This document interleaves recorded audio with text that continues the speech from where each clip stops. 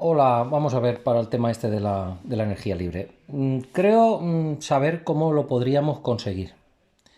Y es precisamente por el descubrimiento que hemos hecho de que las bobinas se diferencian muchísimo de las pilas y de los condensadores, muchísimo, y actúan bajo ciertas circunstancias de manera distinta. Siempre nos han dicho que en una pila, perdón, en una batería puedes almacenar energía, que una pila puede tener energía, que un condensador puede almacenar energía en forma de campo eléctrico y que una bobina puede almacenar energía en forma de campo magnético. Pero en el caso de las bobinas, sí que tienen energía, pero actúa de una manera no convencional. Bien, entonces os quería explicar varios experimentos para que sepáis cómo hemos llegado hasta aquí y vayáis entendiendo un poco las cosas. Mi amigo Bortios hizo varios experimentos. El tío es un crack, tiene cientos de experimentos. Pero yo quería explicaros concretamente, no sabría de tantos que tiene buenísimos, pero concretamente hay dos que a mí me llaman la atención. Uno es el hierro, pensamos que tiene, bueno, y lo sabemos, dominios magnéticos. Son pequeños imanes que pueden ser orientados. Si tú les marcas un norte y un sur, pues ellos se orientan, ¿vale? Entonces hizo un experimento en el que cogió una tabla de madera, clavó unas chinchetas, apegó unos imanes encima y luego sobre la tabla de madera bobinó una bobina muy grande y lo conectó a una batería que suministrara mucha corriente. Y como los imanes podían girar porque estaban pegados a las chinchetas y orientados de cierta manera, los polos de los imanes se orientaban cuando él daba corriente y se desorientaban en cierta manera cuando él quitaba la corriente. Ese experimento muy bueno. Le sugerí yo alguna prueba de esas, pero él la verdad que tiene mucho ingenio y hizo esa prueba y nos quedó claro a todos cómo funciona. Bien, hay pequeños imanes que si les decimos, les damos un flujo magnético, se orientan, ¿vale? Vale, pero es que luego hizo otro experimento que es, imaginaos un transformador normal con su primario y su secundario, conectas una carga en el secundario y con una batería, por ejemplo, la conectas aquí con un interruptor y pulsas. Y al pulsar, la bombilla, claro, circula corriente por la bobina, se genera un campo, los dominios se orientan y la bombilla se enciende. Pero si tú sujetas pulsado, la bombilla hace ¡bum! Y se apaga, ¿no? Y tú sigues dando corriente. La corriente sigue circulando, pero la bombilla se apaga. Y al soltar, pues bueno, según la fuerza que entregue, puede ser que veas que también hace un pequeño parpadeo o que no lo llegues a apreciar. A lo mejor con un LED, pues sí lo aprecias. ¿Vale? ¿Por qué? Porque parte de los dominios vuelven a su posición. Pero no todos. No todos. ¿Cómo se dio cuenta de esto Bortios? Porque dio un segundo pulso y la bombilla lució menos que la primera vez. Sin embargo, si le das la vuelta a la pila e inviertes la polaridad y le das un pulso, la bombilla luce otra vez un montón. Pero si no tocas nada y vuelves a darle el interruptor otra vez en el mismo sentido ahora, que es el inverso de antes, pues cuando lo pulsas, como ya diste una vez en este sentido, si vuelves a dar en el mismo, la bombilla luce poco. O sea, para que la bombilla luzca mucho, tienes que estar una vez más arriba, menos abajo. La siguiente, invertir. La siguiente, volver a invertir. Si das todos los pulsos en el mismo sentido, el primero, la bombilla lucirá mucho y los restantes no lucirá. Bueno, ¿por qué es? Bueno, ya lo sabemos. Sabemos por qué es. Porque si aquí hay pequeños imanes y al dar el pulso se orientan y se cierra se cierra un norte-sur, norte-sur, norte-sur, norte-sur, norte-sur y cierras el círculo. Y al cerrarlo, cuando tú desconectas, algunos imanes, o sea, algunos pequeños imanes sí quedan libres y pueden volver a su posición, pero otros pequeños imanes han quedado atrapados en un circuito cerrado. Y de hecho, si intentas despegar la I de este transformador de la E de este transformador, no podrás despegarla porque, a ver, si haces mucha fuerza sí podrás, porque han quedado dominios atrapados y eso es energía que se ha quedado bloqueada. Bien, Si tú dejas esta bombilla conectada y la fuente ya está desconectada, pero le has estado dando pulsos en un sentido, y tú ahora haces fuerza y despegas la I, verás que si aquí pones un LED se volverá a encender. Solo por separar la I de la E. ¿Por qué? Porque has roto el sello magnético que se había generado aquí y aquí, un circuito cerrado de imanes, mirándose unos a los otros, y al romperlo quedan libres y pueden volver a su posición. Entonces, en la máquina que yo os propongo, no queremos que queden dominios atrapados con energías atrapadas que no podemos liberar si no hacemos un esfuerzo. Lo que queremos es que los dominios simplemente giren cuando aplicamos energía y vuelvan a su posición cuando dejamos de aplicarla. Y queremos que trabajen todos, no que queden energías latentes atrapadas en circuitos magnéticos que no trabajan, que han consumido, si queréis decirlo así, han consumido para orientarlos y que al desconectar no devuelven su parte de energía. Bien, ¿y cómo podemos evitar eso? Bueno, pues hay que usar núcleos abiertos. Podemos usar el transformador, pero o limamos aquí y aquí, o limamos aquí, o entre la E y la I ponemos un cartoncito, unos folios, lo que queráis. Que pruebo con un folio, que pruebo con 2, que pruebo con 3. Con 4, con 5 y con 6 y con los que haga falta, hasta que tú veas que das un pulso y la bombilla se enciende y das otro pulso y se enciende parecido. No la primera vez mucho y luego poco. Bien, esa sería la primera parte. Y ya tendríamos un núcleo que puede trabajar de manera correcta. Perdonadme que lo estoy moviendo, que no estaba cómodo. Pero claro, hay más. Hay más. Bien. Ahora voy a hablaros del alternador. El alternador con corriente continua le das corriente al inductor y el inductor, como es corriente continua, pasa una cosa que tienen las bobinas, que es un periodo transitorio que consta de 5 constantes de tiempo y que hay una fórmula para calcular las constantes de tiempo. Y entonces esa fórmula, ¿vale? Según la inductancia que tiene la bobina, nos dice cuánto tiempo tardará en pasar la corriente máxima que permite la ley de Ohm. Eso, los alternadores funcionan así. Tú le conectas, es corriente continua, y pasa la corriente que permite la ley de Ohm. No hay impedancias porque el inductor no va con alterna, va con continua. En un transformador, lamentablemente, está diseñado para trabajar con impedancias. Y entonces, tú a un transformador de 220 voltios eficaces, que trabaja a 315, 325, si le dieses 220 voltios eficaces, lo quemarías. Y dices, pero bueno, si estás trabajando a 220 voltios eficaces de corriente alterna, ¿por qué si te doy 220 voltios eficaces de corriente continua te quemas? Pues se quema porque no hay impedancia, no hay reactancia, no estás todo el rato moviendo los dominios y que generen fuerza contraelectromotriz para impedir que tu fuente pueda meter toda la corriente.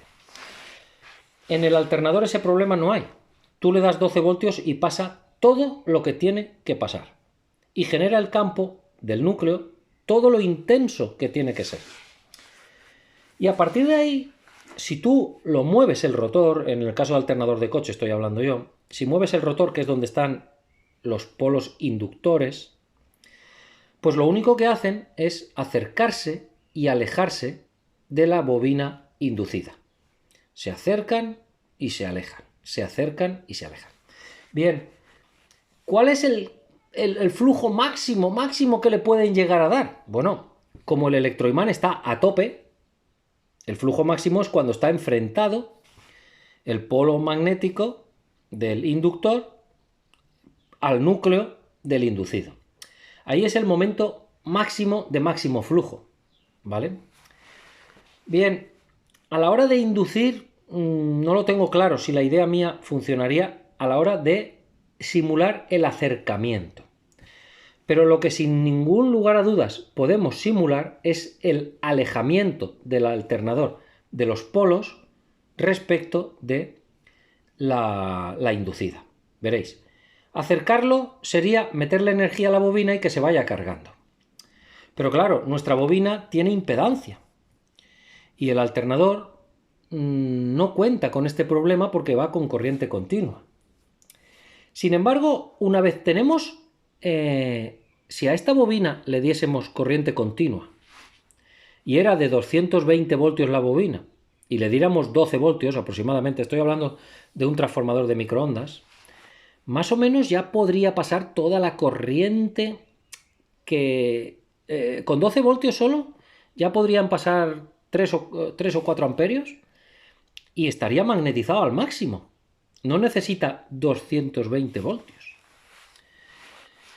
Pero claro, aquí hay que tener en cuenta otros temas. Vamos a ver. A la hora de extraer esa energía, que es lo que yo os quería decir, simular el movimiento de acercarme del alternador no podemos hacerlo muy bien porque la bobina primaria tiene impedancia.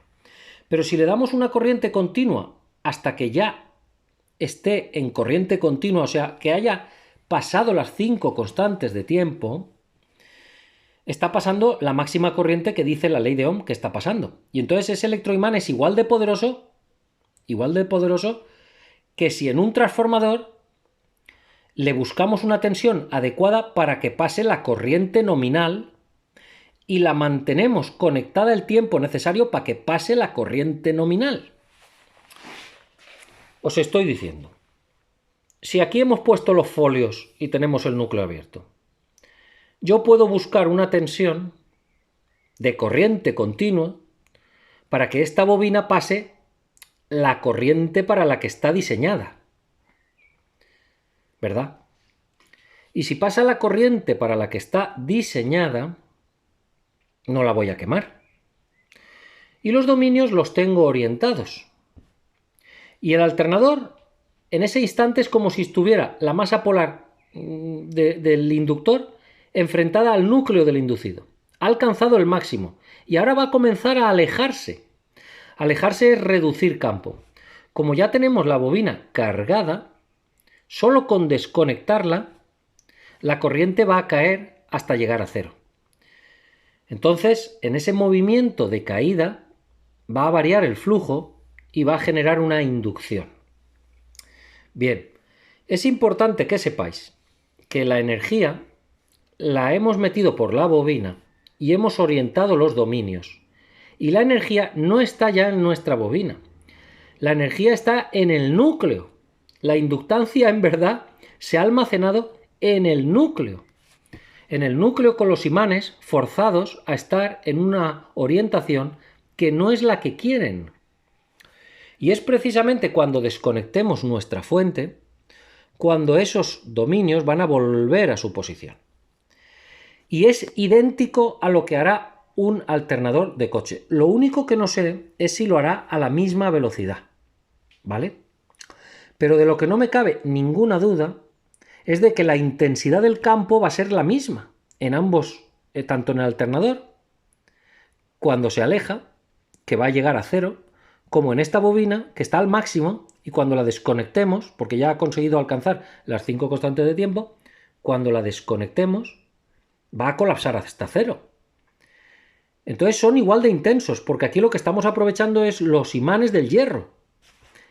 El ponerle un núcleo de hierro a una bobina puede llegar a amplificar hasta 1200 veces más el campo magnético que lo que haría esa misma bobina con esa misma corriente si no tuviera núcleo. O sea, el núcleo amplifica el campo 1200 veces.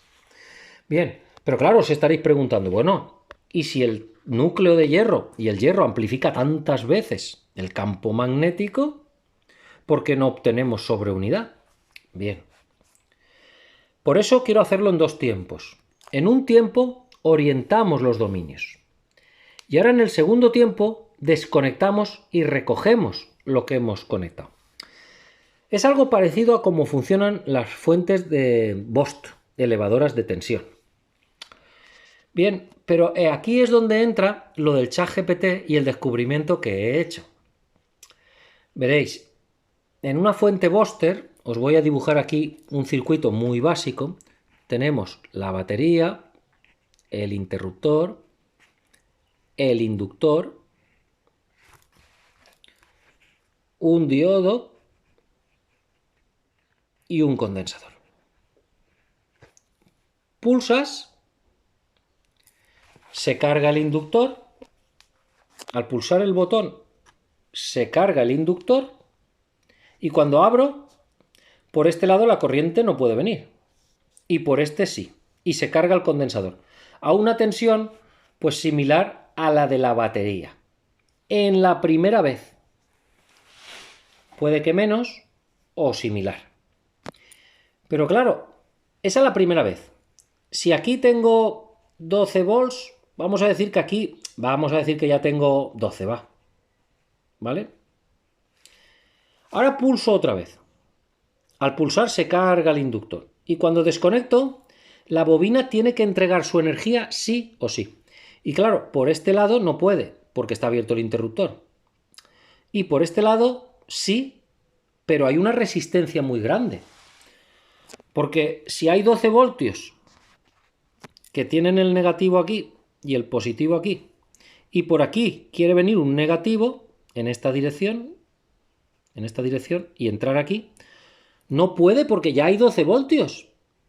Entonces hay una resistencia muy grande porque, vamos a ver, si yo tengo una manguera y tiro un chorro, el agua sale de la manguera. Pero si le pongo otra manguera enfrentada que tiene otro chorro igual, no puede meterlo allí porque sale otro de la otra manguera enfrentada, otro igual. Hay una resistencia muy grande. Entonces, la bobina responde elevando la tensión para poder entregar energía aquí. Lo que pasa es que creo que lo que hemos descubierto es que hay más energía que se reequilibra por fuera del circuito, por fuera de los cables. Veréis, tú aquí has cargado un campo y cuando tú abres el interruptor, parte de la energía eleva la tensión porque es la única manera que tiene y mete aquí energía y de 12 te vas a 20 voltios o a 24 o lo que corresponda. Más que en esta fuente. Por eso es un sistema elevador de tensión. Pero claro, es que tú lo que has hecho es incrementar la resistencia. Y al incrementar la resistencia, los inductores tienen una fórmula, que es esta, que nos dice que las constantes de tiempo para carga y para descarga son iguales a la energía almacenada en la bobina, que llamamos inductancia, partido la resistencia. Y ojito con esto, ojito, porque funciona al revés que cualquier pila. En verdad funciona igual. Lo que pasa es que ahora os voy a explicar lo que pasa y vais a entender muchas cosas. A ver, si yo tengo una pila, vamos a ver, yo tengo una pila, perdonad que es que no me queda papel. Tengo una pila y tiene una cantidad de energía. Y yo le pongo una bombilla que consume poco, pues la pila dura mucho. Da poca luz, es verdad, pero la energía que hay aquí almacenada, que es una cantidad, si tiene que pasar poco a poco, pues dura mucho. Pero claro, si empiezo a hacer así,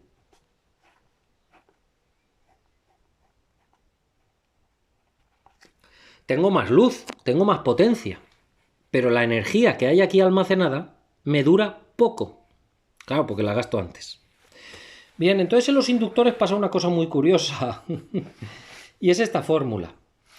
Recordad, la inductancia, si una bobina no tiene inductancia, no almacena nada.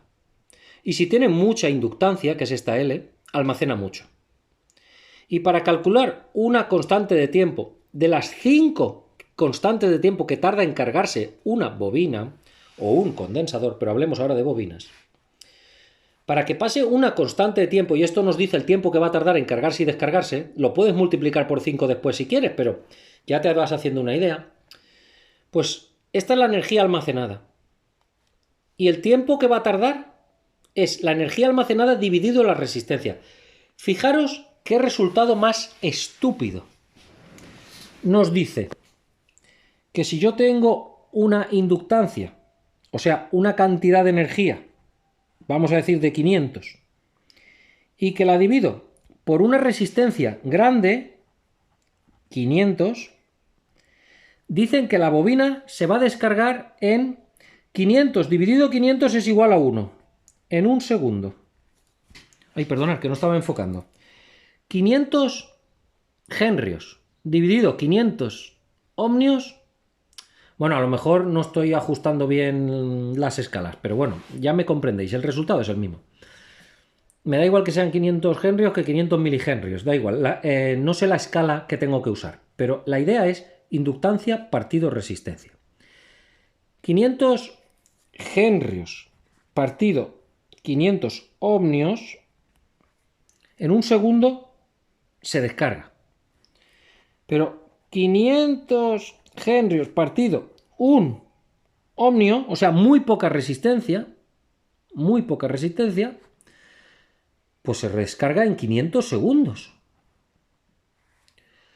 Os estoy diciendo que tenemos una pila que si le pongo muchas bombillas da más electricidad y más tiempo que si le pongo una sola.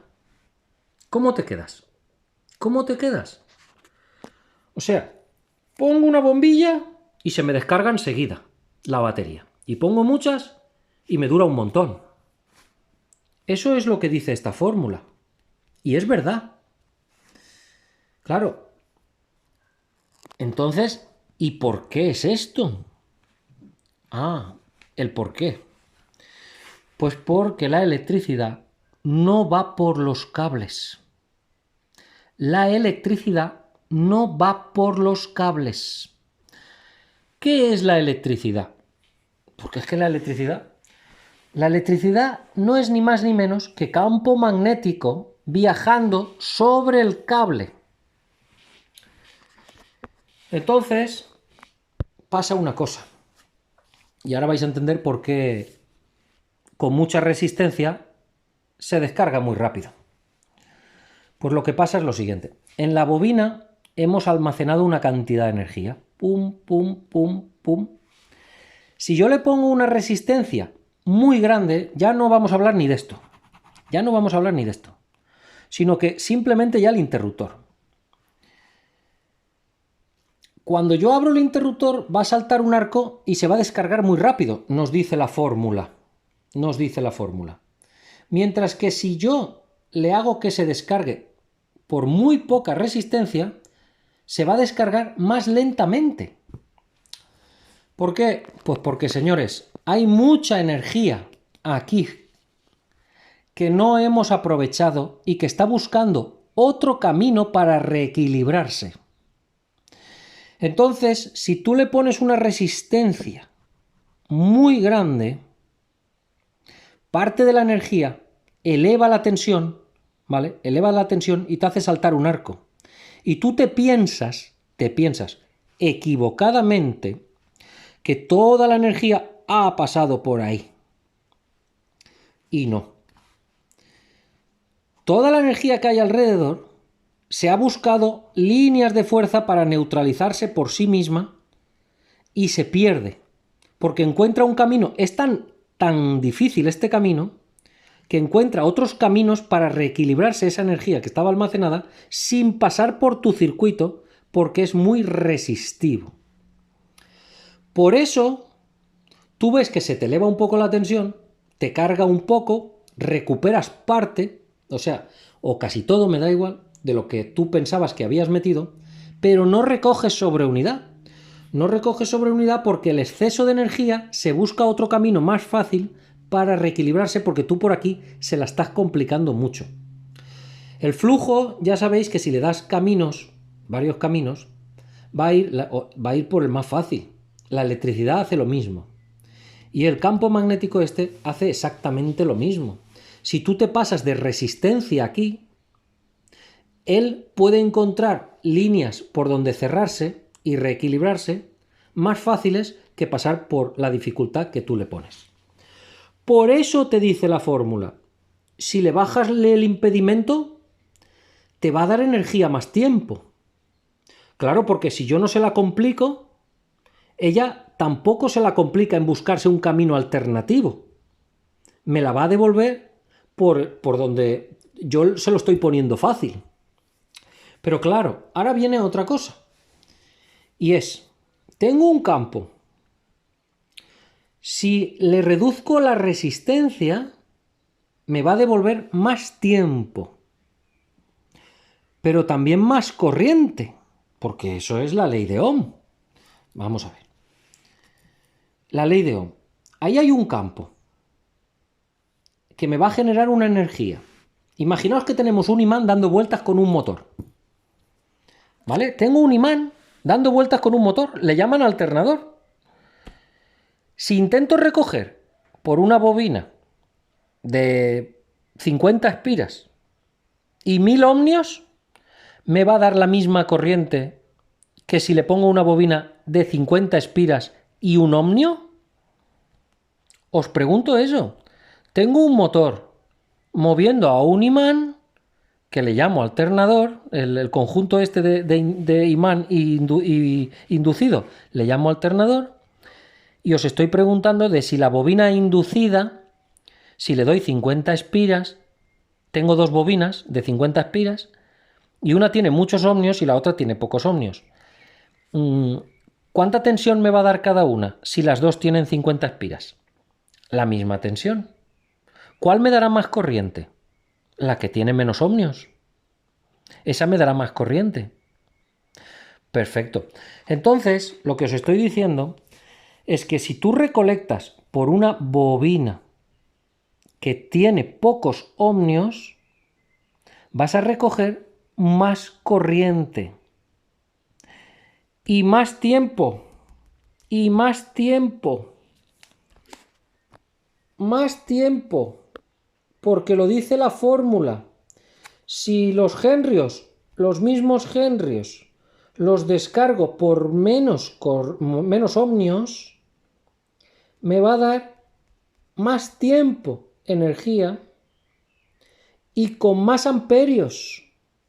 Con más amperios. Pero claro, todavía queda un problema, y es el de los dichosos voltios. Pero es que los voltios vienen definidos por la longitud de hilo que tenemos abrazando al área del núcleo. Es el rollo ese de la constante 42 dividido el área del núcleo.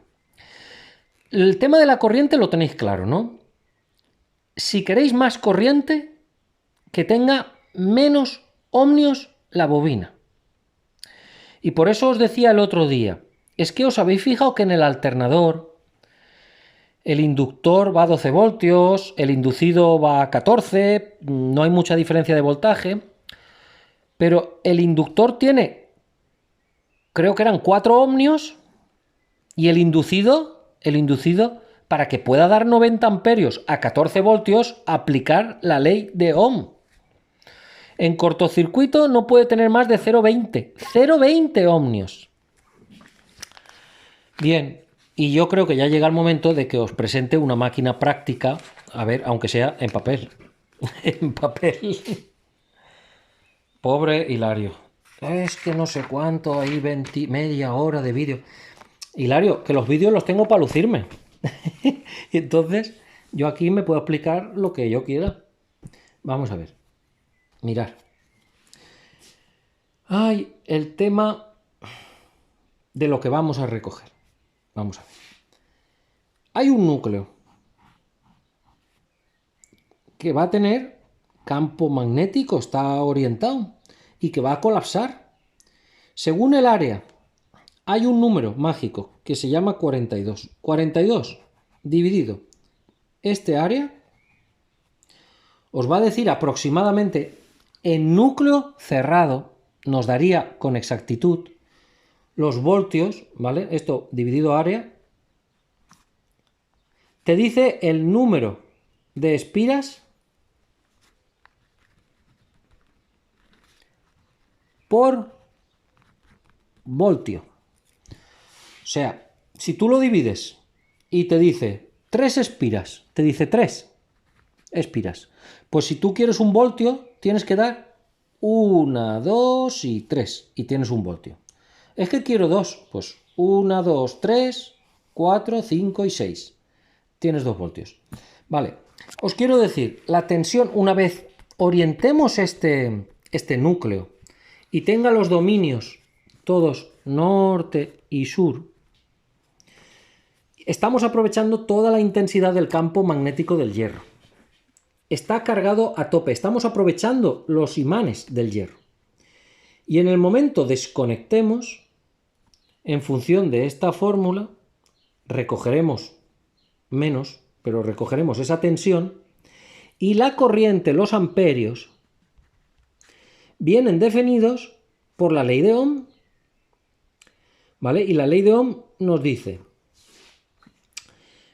vamos a ver, intensidad es igual a voltios partido resistencia. Pero espera, el otro día ya os lo puse. ¿Y voltios? ¿Qué son los voltios? Los voltios son intensidad por resistencia. Entonces, lo que nos está diciendo aquí es que la intensidad es igual a la intensidad multiplicada por la resistencia dividido la resistencia. Entonces, lo que nos está diciendo es, si esta la multiplico por esta, pero la divido por esta y esta se van. Y este signo también. Lo que nos está diciendo es que la intensidad es igual a la intensidad, señores. Es para tontos, ya lo sé. Porque voltios es esto. Y esto, aquí, no es nada. Aquí, esto y esto es lo mismo. Es una estupidez, que es lo que os decía yo de los voltios. Bien, ahora vamos a fijaros en el detalle del alternador. El alternador tiene un primario que tiene unos 4 ohms para que pasen 3 amps a 12 volts.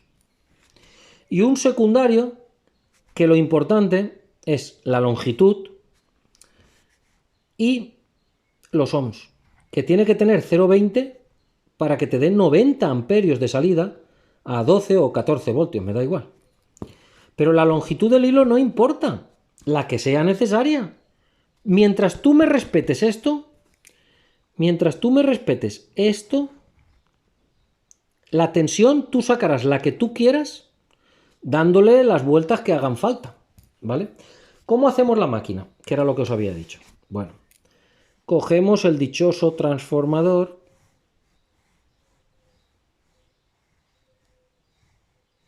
intercalamos aquí unos cartoncitos, ponemos la I, y aquí hay que poner una bobina que tú la puedas tener conectada a corriente continua, y no se queme. Tenéis que buscar si esto es una fuente de corriente continua y tienes que hacer una bobina que tenga cuantos más amperios vuelta mejor, pero que tú la conectes a esa tensión y no se queme, que no se queme. No como las de microondas, que son de 220 voltios, y si las conectas a 220 voltios se queman. No, para que no se quemen la tienes que conectar a 12 o algo así. Vale. Entonces lo que va a pasar es lo siguiente. La bobina de microondas no nos vale. Necesitamos, creo que una más resistiva. O la puedes usar si quieres, es que necesitas una más resistiva. Y te explico por qué. No podemos meter la energía en el transformador con una resistencia igual con la que lo vamos a sacar. Porque mirad, imagínate que este era el inductor con el que yo magnetizo el núcleo, que tiene 4 ohms.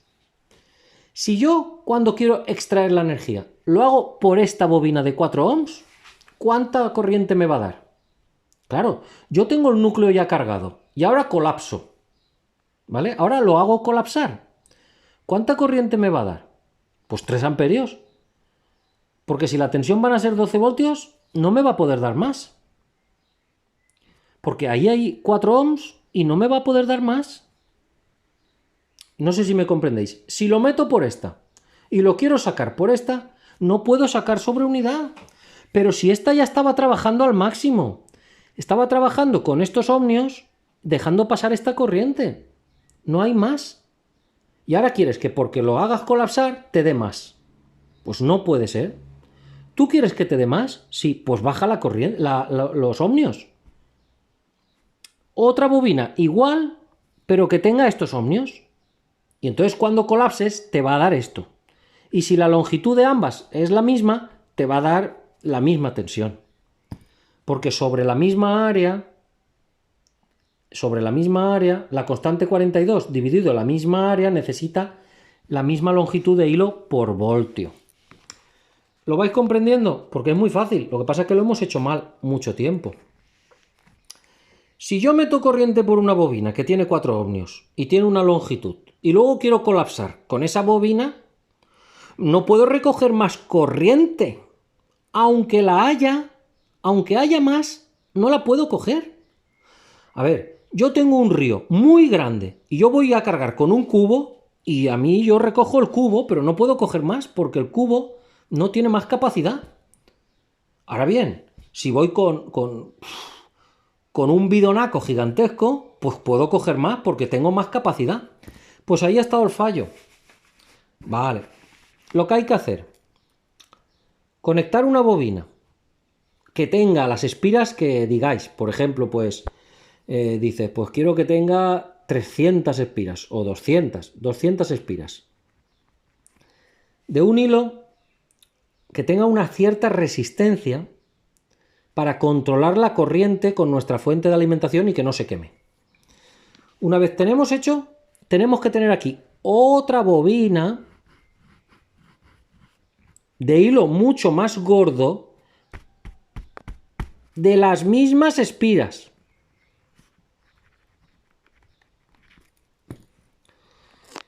Vale. Cuando tú desconectes, la tensión que te va a dar va a ser prácticamente, al estar el núcleo abierto no va a ser igual, ¿eh? Va a caer, tendremos menos tensión. Pero te va a dar una tensión dentro de lo que cabe similar. Si quieres más, le añades más espiras. Pero lo importante de verdad es esto.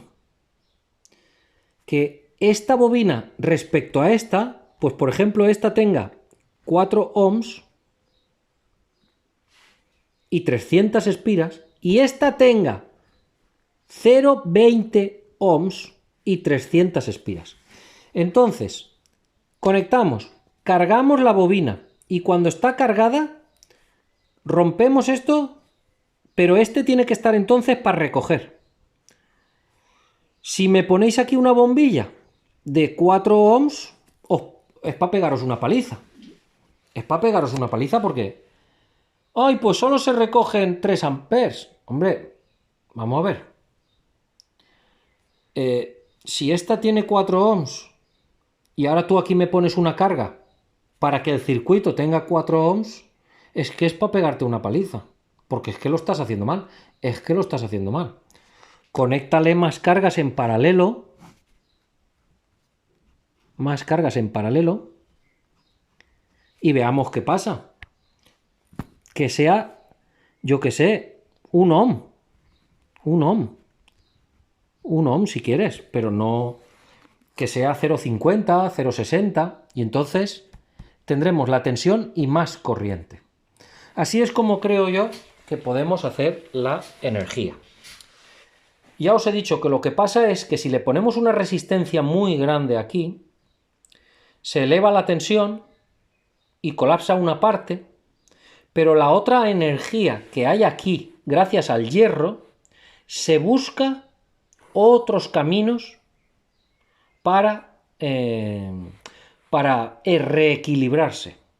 Ahí es donde creo que está la clave. Bueno, señores, creo que ya llevamos prácticamente 40 minutos y creo que esto ya es una clase en toda regla de estas de universidad o de instituto o lo que sea. Creo que esto va por el muy buen camino. Creo que ya habéis entendido que voltios no es más que intensidad por resistencia.